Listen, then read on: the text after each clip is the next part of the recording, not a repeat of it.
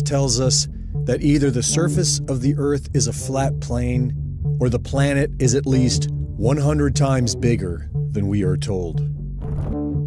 Another very intriguing argument for flat earthers is Antarctica, the mysterious massive continent at our southern pole that nobody is allowed to explore. After sailing over 60,000 miles along the Antarctic coastline, Captain Cook was never able to complete the journey around the ice continent, which is supposed to be just under 12,000 miles around. Neither was James Clark Ross or the British ship Challenger. Nobody has ever successfully circumnavigated Antarctica. Many so-called flat earthers claim that these attempts failed because Antarctica is actually a massive ice barrier that surrounds the flat surface of the Earth.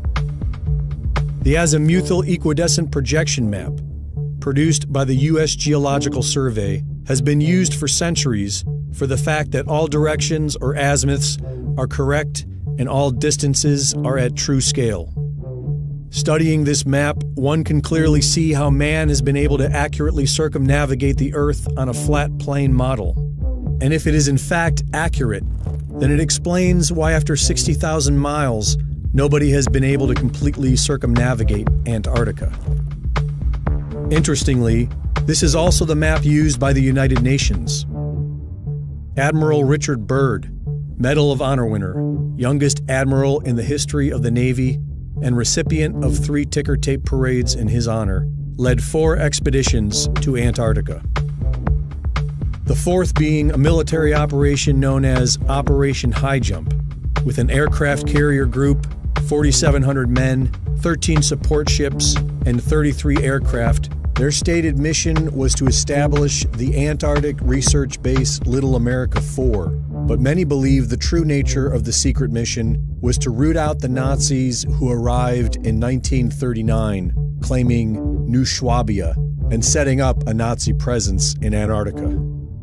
In 1954, Admiral Richard Byrd spoke on TV of an area bigger than the United States with valuable resources and announced a future of international exploration. Our very distinguished guest for this evening is Admiral Richard E. Byrd. Strangely enough, there is left in the world today an area as big as the United States that's never been seen by a human being. And that's beyond the pole on the other side of the South Pole from Middle America. We've found enough coal within 180 miles of the South Pole in a great ridge of mountains.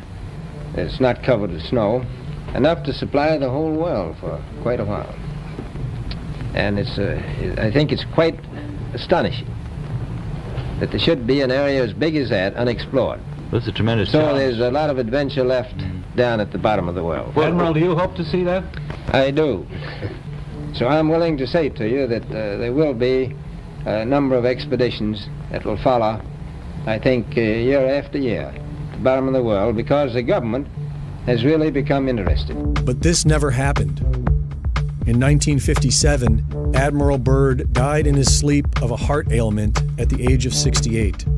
And on December 1st, 1959, all 12 countries active in Antarctica signed a United Nations treaty that outlawed all public travel south of the 60th southern parallel. This was the same time that NASA was formed. The world's attention was pulled away from exploring Antarctica and directed firmly on the moon. In 1962, a series of high-altitude nuclear tests was carried out by the United States. It was called Operation Fishbowl, which has caught the curiosity of many flat Earth researchers because the flat Earth model shared by the ancients was one where we lived within a sphere, upon a flat surface, and surrounded by a massive dome, like a fishbowl, or the Truman Show. In 2012, the secret lost diary of Admiral Richard E. Byrd was published, wherein Admiral Byrd allegedly claimed to enter a hollow Earth through a hole in the center of Antarctica and meet with an advanced alien civilization. The diary provides no evidence of being authentic, and many would suggest that it portrays the distinguished admiral as a crackpot and strange tales of Antarctica as fantasy. To this day, the public is strictly prohibited from traveling below the 60th southern parallel. Nobody has ever completely circumnavigated Antarctica, and airplanes are prohibited from flying over the icy continent. What are they hiding? There is now talk of investing trillions of dollars to explore Mars. Why not Antarctica?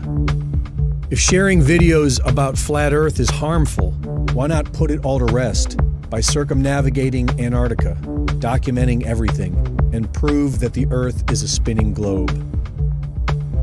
For Infowars.com, this is Greg Reese.